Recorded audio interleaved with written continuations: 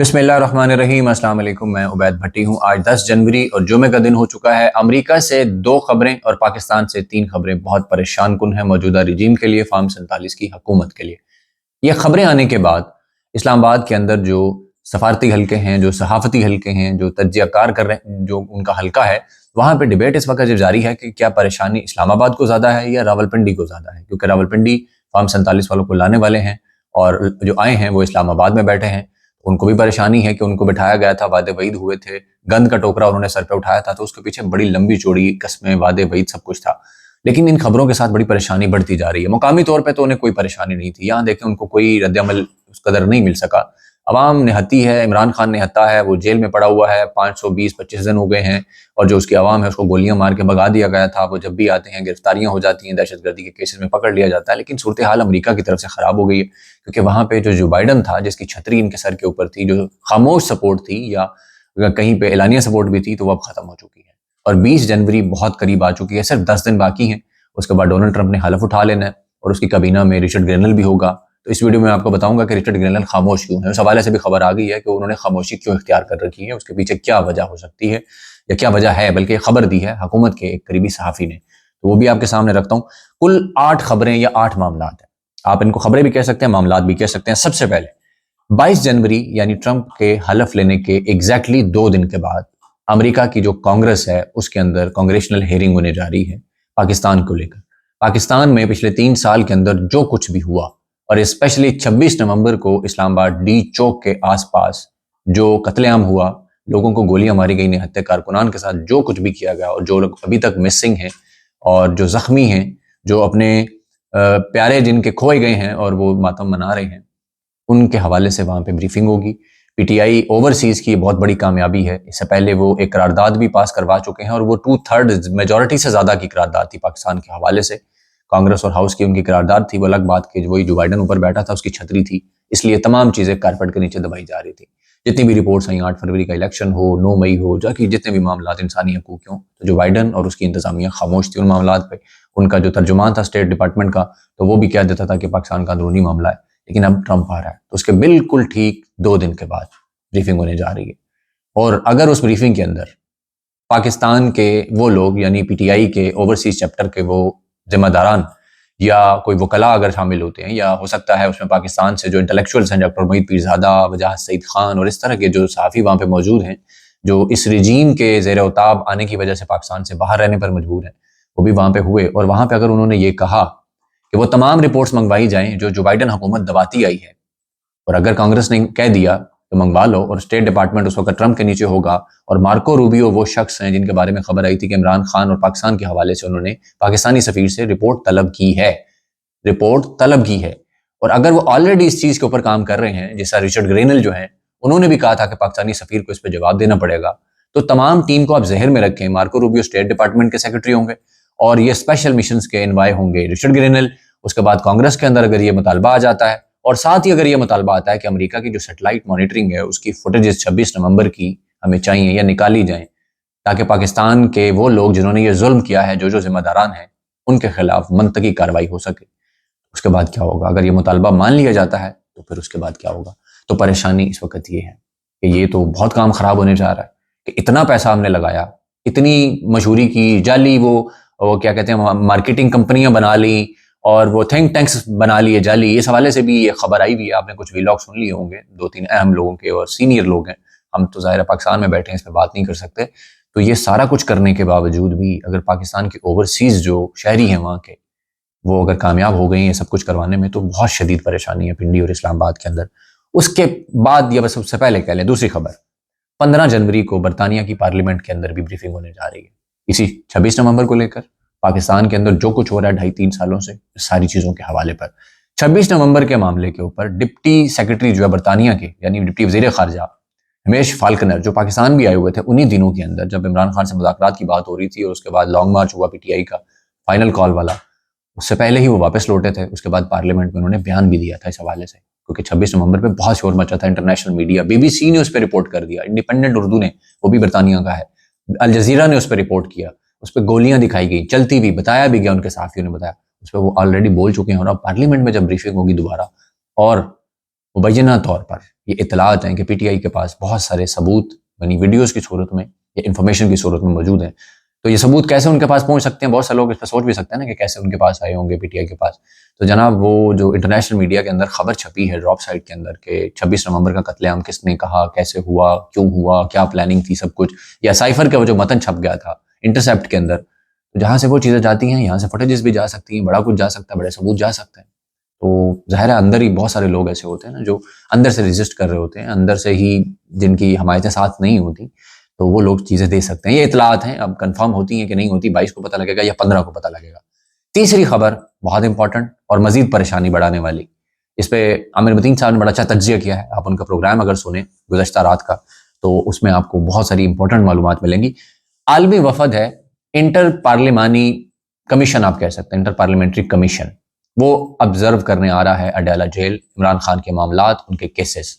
उस पे खालिद यूसुफ चौधरी इमरान खान के फोकल पर्सन हैं लीगल मामलात के ऊपर। उन्होंने एक ट्वीट किया है, मैं सारा ट्वीट जो है वो पढ़ के आपके सामने रख देता हूँ, क्योंकि वो इसके ऊपर काम कर रहे हैं। उस बंदे को दाद देनी पड़ेगी कि ना उसको किसी क्रेडिट की फिक्र है, ना उसको किसी ओहदे की फिक्र है। वो शख्स इमरान खान के लिए एक अरसे से लगा हुआ है, काम कर रहा है, तमाम फाइलें, तमाम केसेस, हर चीज जोड़ जाड़ के रखता है। सुबह सवेरे वो पहुंचा होता है हर अदालत के अंदर, हर जगह पे। बेचारे ने मारे भी खाई हैं, 9 मई को भी मार खाई थी। उन्होंने ट्वीट किया, इंटर पार्लियामेंट्री यूनियन का इमरान खान के जेल ट्रायल का जायजा लेने का फैसला। इंटर पार्लियामेंट यूनियन के नुमाइंदे को अलकादिर केस में होने वाले अदालती मामलात पर ब्रीफिंग दी। तोशाखाना सीरीज केसेस पर भी ब्रीफ किया। तोशाखाना सजा और कानूनी और आईनी खामियों और हक व शफाफ ट्रायल की पार्लियामान की पामाली पर ब्रीफिंग दी। GHQ फर्द जुर्म और 9 मई मुकदमात में शहादत की अदम मौजूदगी और नामजद किए जाने पर भी ब्रीफ किया। ट्रायल ऑब्जर्वर आमदा हफ्तों में पाकिस्तान पहुंचकर अडाला जेल का दौरा करेगा। IPU trial observer Adiala jail में अदालती कार्रवाई का मुआयना भी करेगा। नवंबर 2023 में भी IPU ट्रायल ऑब्जर्वर ने मेरे हमरा अडयाला जेल ट्रायल का मुआयना के लिए दौरा किया था। जेल हुकाम ने ट्रायल ऑब्जर्वर को इजाजत ना दी थी, और उस वक्त इजाजत नहीं दी थी तो कोई शोर नहीं मचा था, क्योंकि अमेरिका में ट्रंप की नहीं, उस वक्त जो बाइडन मौजूद था, उसका स्टेट डिपार्टमेंट मौजूद था, उसके नीचे सारी इंतजामिया काम कर रही थी। अमेरिका का जो सारा निजाम है उस वक्त वो इनकी हिमायत में था। और अब अगर वो आते हैं 1 से 1.5 2 हफ्तों बाद, 3 हफ्तों बाद ट्रंप आ चुके होंगे, निजाम बदल चुका होगा। जो बाइडन से वैसे बड़ी मुखासमत है, और जो बाइडन के साथ ट्रंप की ऐसी ही दुश्मनी कह लें या सियासी मतलब क्लैश कह लें जिस तरह इमरान खान का यहाँ पीपल्स पार्टी और नून लीग के साथ है, तो वो ट्रंप तो पहले कह चुके हैं कि मैं तो जनाब हर चीज में नंगा करूंगा इसको, आगे हर चीज उसकी खोल रहे हैं, उसकी हर चीज पे तनकीद कर रहे हैं, हर एक्ट पे, हर कदम पे, हर पॉलिसी के ऊपर। तो वो इस तरह का मौका मेरा नहीं ख्याल के जाने देंगे।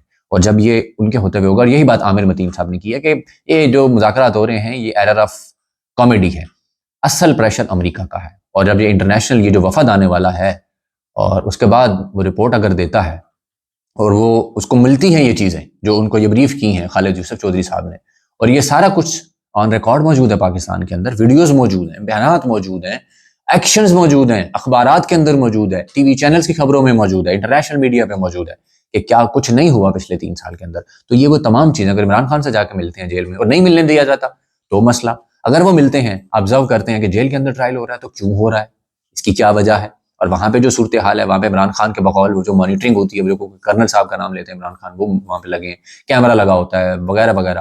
और पीटीआई के जो बाकी लोग हैं, उमर अयूब साहब ने जिस परसों प्रेस कॉन्फ्रेंस में भी बताया कि कौन कौन और कैसी कैसी डिवाइसेस से मॉनिटरिंग होती है। तो ये तमाम चीज़ अगर उनके सामने जाती हैं, ये इमरान खान बताते हैं, तो फिर उसके बाद क्या होगा।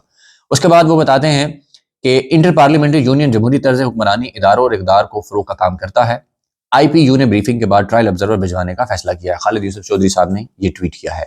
अच्छा, उससे अगली खबर, supreme court military courts trial पर यू टर्न लेने लगी है। आपको भी फील हो रहा होगा, आपने ट्रायल उनके रिमार्क सुने होंगे जजेस के। कमाल की बात यह है कि ये वो आईनी बेंच है जिसको मगवी तरमीम 26वीं तरमीम जो हुई है उसके नतीजे में ये वजूद में आया, और इन्हीं से जनाब इसी मिलिट्री ट्रायल के लिए फैसले दिलवाए गए कि ठीक है मशहूर ट्रायल करें, करके ले आए, फिर देखेंगे।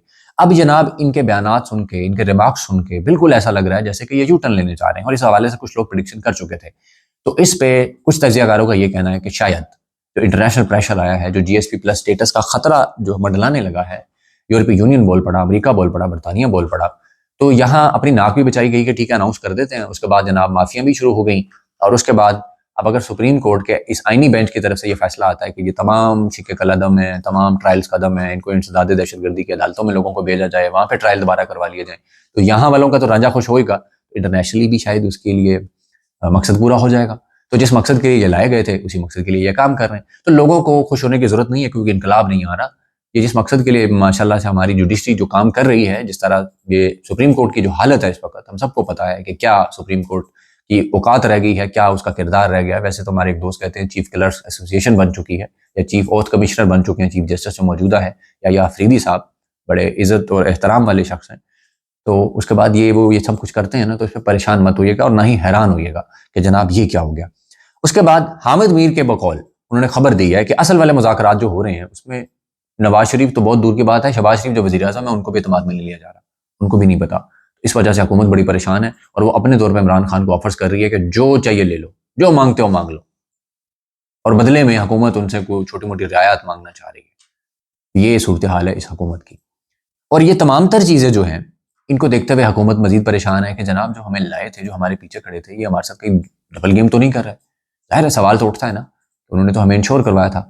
और इसी हुकूमत से बयानिया बनवाया गया था मिलिट्री कोर्ट को लेकर, और ISPR की प्रेस रिलीज में भी कहा गया था कि सुप्रीम कोर्ट ने कहा था, तो हमने उसके बाद ये ट्रायल किए। और इस हुकूमत के वजीर अता तारड़ साहब की जो ड्यूटी लगी हुई है, या बाकी जितने भी फार्म 47 वाले बेचारे रोजाना आते हैं प्रेस कॉन्फ्रेंस करने, बैरिस्टर अकील हो गए, दानियाल चौधरी हो गए, तारिक फजल चौधरी हो गए, कभी कोई चौधरी हो गया, कभी कोई जट हो गया, कभी कोई मलक हो गया, नाम भी नहीं हमें पता होते, और वो लोग टीवी पे बिठाए होते हैं, PTV पे, बाकी टीवी चैनल्स पे बड़ा लाइव प्रेस कॉन्फ्रेंस होती है, उनसे ये बयानिया बनवाया जाता रहा।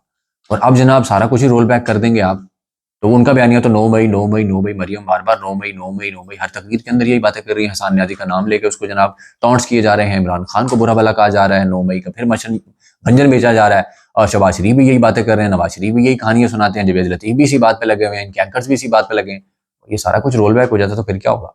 तो ये बहुत ही मतलब परेशान कुछ सूरत हाल है इस हुकूमत के लिए। अच्छा, हुकूमत ने कहा था कि जी इमरान खान से आपकी मुलाकात करवा दें, ये इस हुकूमत ने कहा था ना, क्योंकि PTI का मुतालबा था कि हमारी मुलाकात इमरान खान से कराई जाए, तो हम सेशन कंटिन्यू रखेंगे, मुज़ाकरात होते रहेंगे। 2 जनाब सेशन हो चुके हैं और मुलाकातें भी हुई हैं इमरान खान से, उसके बाद इमरान खान से मुलाकात नहीं हो रही, तीसरा सेशन वहीं पर रुक गया है। अब मुतालबात रिटर्न देने हैं, इमरान खान ने कह तो दिया रिटर्न दे दो, लेकिन PTI ये कह रही है कि इमरान खान से मुलाकात करवाने की जो आपने हमसे कमिटमेंट की थी वो पूरी करें ना आप। तो इसका मतलब यह है कि हुकूमत या तो संजीदा नहीं, या फिर हुकूमत के हाथ में इख्तियार नहीं। तो मुबैना तौर पर जो लोग जिनके पास इख्तियार है, जो मुलाकातें करवा सकते हैं, क्योंकि इस हुकूमत के कंट्रोल में कुछ भी नहीं है, जेल भी इनके कंट्रोल में नहीं है। आप यहाँ से अंदाजा कर सकते हैं कि मिलिट्री कोर्ट्स के जो कैदी पड़े हुए हैं उनके साथ क्या हो रहा है। सुप्रीम कोर्ट में रिपोर्ट पेश हुई और यही इमरान खान की मतलब मामलात हैं। अडाला जेल का सुप्रीडेंट कौन सा इनके अहकामात पे चलता है, अदालत की भी मत सुनता वो, तो मतलब ये तो सूरत हाल है कि अदालत जो मर्जी हुक्म देती रहे, उसको परवाह ही नहीं है। और ये हुकूमत मुलाकात भी नहीं करवा पा रही। और स्पीकर साहब बड़े दुखी हुए थे कि जनाब गलत बयानी की जा रही है PTI की तरफ से, मैंने नहीं कहा था कि मैं मुलाकात कराऊंगा, हाँ मैंने कहा था कि मैं फैसिलिटेट करूंगा, तो मैं फैसिलिटेशन की कोशिश कर सकता हूँ, मैंने नहीं कहा था। राना सनाउल्लाह ने कहा था ठीक है मुलाकात होनी चाहिए, मुलाकात है। पहले जनाब ये बानी PTI कहते थे, आप खुद इमरान खान कह रहे हैं और मुलाकात करवा नहीं पा रहे। तो मेरा ख्याल है, मेरा नहीं ख्याल बल्कि तज्जियाकारों का भी ये ख्याल है कि हुकूमत को बताया जा रहा है कि आपकी औकात ये है, अपनी औकात से ज़्यादा बाहर मत निकलें, ज़्यादा उछले मत कि सब कुछ आपके हाथ में, चुपचाप नौकरी करें, काम करें। जैसे इमरान खान ने कहा कि शहबाज शरीफ तो वैसे ही किसी के अर्दली हैं, तो अर्दली हैं आप, तो अर्दली बन के ही मुलाकात करें। उसके बाद कामरान शाह साहब को नून लीग पे छोड़ दिया गया। जो जवेद लतीफ के साथ उन्होंने किया है ना अपने शो के अंदर, ओ हो, आप कभी देखें, मजा आएगा आपको। जवेद लतीफ साहब वैसे मुझे लगता है उनको या तो आराम की जरूरत है या उनको बेचारों को इलाज की जरूरत है। वो रोजाना भंजन बेचते हैं कि इमरान खान की सहूलतकारी हो रही है, यानी इमरान खान उसकी पार्टी के साथ जो जुल्म हुआ है ये सहूलतकारी की गई है। और सहूलतकारी से नून लीग के खिलाफ बहुत बड़ी साजिश की गई है कि नून लीग की जो मकबूलियत है वो जमीन बोस हो गई है, बकौल शेर अफजल मर्रत बढ़ गई है। मतलब मजाक चक्कर है ना आप। अब कहते हैं कि जनाब हमसे जबरदस्ती अदम एतमाद कराई गई। कमाल, वाह भाई वाह, पूरी जमात इनकी, नवाज शरीफ बाकी सब मंजन बेचते रहे, मरियम, शबाज, एहसन इकबाल, ख्वाजा आसिफ। इमरान को ना निकालते तो मुल्क तबाह बर्बाद हो जाता, मुल्क टूट जाता, सारी दुनिया से अलग थलग हो जाता, इकोनॉमी तबाह हो जाती और जनाब बैंकरप्ट हो जाता। हमने इसको बचा लिया, सियासत कुर्बान करके मुल्क बचा लिया, और अब ये कह रहे हैं हमसे जबरदस्ती करवाया गया। अच्छा जी, जबरदस्ती करवाया गया था और उसके बाद आपने जबरदस्ती NRO भी ले लिया, जबरदस्ती नैब अमेंडमेंट्स भी कर ली, इलेक्शन तरमीमी भी कर ली, इलेक्शन भी लूट लिया, 9 मई भी हो गया, तबाही और बर्बादी फिर के रख दी, और जो जुल्म बरबरीत के बाजार गर्म कर दिए, सब कुछ आपसे जबरदस्ती करवाया गया। मतलब जवेद लतीफ साहब को ना वाकई ही ज़हनी अमराज के इलाज के लिए जाना चाहिए। इनकी कोई तो फिक्र करे इनकी जमात के अंदर, या इनकी फैमिली जो है फिक्र करे ये कर क्या रहे हैं। और शायद अपना कामरान शाहिद साहब को इनके ऊपर छोड़ दिया गया है। और आपको पता है कामरान शाहिद जो है वो माशाल्लाह, उनकी चाबी इधर भरी जाए तो उसके खिलाफ, उधर भरी जाए तो उसके खिलाफ, तो वो कहाँ से बोलते हैं ये सबको पता है। अच्छा, एक और बड़ी इंपॉर्टेंट खबर आई है रात गए, गुज़श्ता रात खबर आई कि इस्लामाबाद के ATC जज, एंटी टेररिज्म कोर्ट के जज अबुल मोहम्मद जुल्करनैन हसनात, अबुल हसनात मोहम्मद जुल्करनैन साहब, नाम तो सुना हुआ होगा ना आपने। ये वही नाम है जिन्होंने इमरान खान को साइफर केस में सजा दी थी। और भी केसेस इमरान खान के और पीटीआई के बहुत सारे इनके पास लगते हैं, और सबको पता है कि ये किन के जज हैं। इनके बारे में इस्लामाबाद हाई कोर्ट के सीनियर मोस्ट जो दूसरे जज हैं, मोहसिन अख्तर कियानी, वो इंस्पेक्शन जज भी हैं, उन्होंने बाकायदा रिपोर्ट दी थी इस पे, मतलब फैसला दिया था कि इनको वापस लाहौर हाई कोर्ट भेजो। इनका मिसकंडक्ट साबित हो गया था पीटीआई के एक लीडर की जमानत के केस के अंदर कि किस तरह इन्होंने 2 नंबरी की थी। लेकिन कमाल चेक करें आप, इनको वापस इस्लामाबाद लाया गया और कोई कुछ नहीं कर सका। यही इस्लामाबाद के अंदर लगे हुए हैं। संगीन किस्म के चार्जेस हैं इनके ऊपर, संगीन सवालात उठ चुके हैं इस्लामाबाद हाई कोर्ट के अंदर इनकी जजमेंट की सलाहियत के ऊपर। लेकिन और मजीद कमाल की बात यह है कि ये सारी चीज़ों के बावजूद पीटीआई के सियासी कैदी, और उनमें सालार खान काकड़ भी हैं कोयटा से, मेरे दोस्त हैं, मेरे भाइयों की तरह हैं। मुझे बड़ी खुशी है कि जो उनके साथ जुल्म हो रहा था 26 नवंबर के बाद से, वो एक मकतूल की लाश लेकर जा रहे थे, उनको गिरफ्तार कर लिया गया, उनको बड़ा टॉर्चर भी किया गया, उनको भी जमानत मिल गई है। 150 के करीब सियासी कैदियों को रिहाई मिल गई है।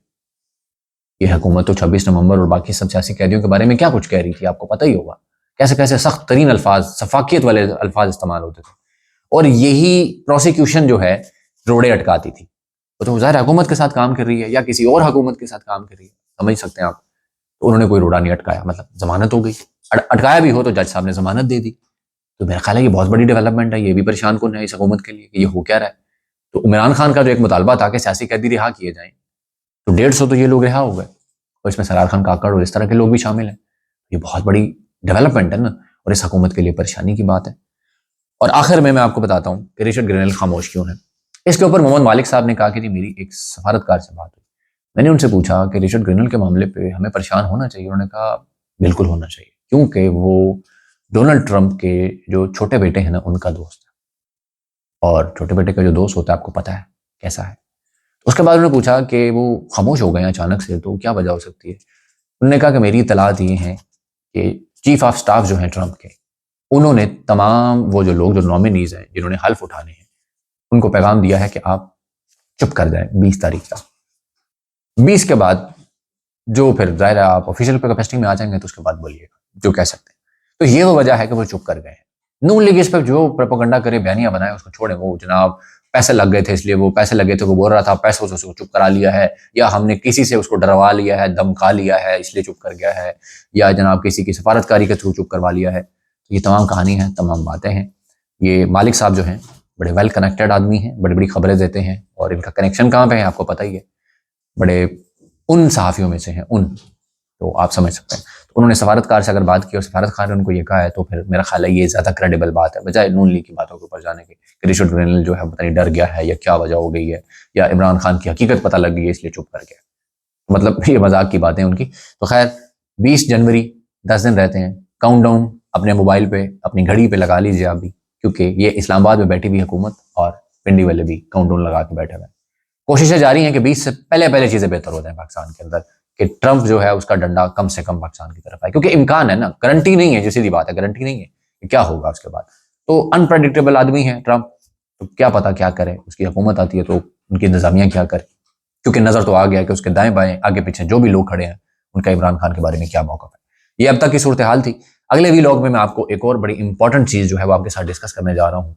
इस हुकूमत ने अमेरिका के एक खौफ से, ट्रंप की आने वाली हुकूमत के एक इकदाम के खौफ से बहुत बड़ा ब्लंडर किया है, बहुत बड़ा ब्लंडर। वो इनके गले पड़ गया, अपनी तरफ से चाल खेली लेकिन वो गले पड़ गई। वो चाल क्या है, वो सूरत हाल के अगले वीलॉग में आपको बताता हूँ। अपना बहुत सारा ख्याल रखें। अल्लाह हाफिज़।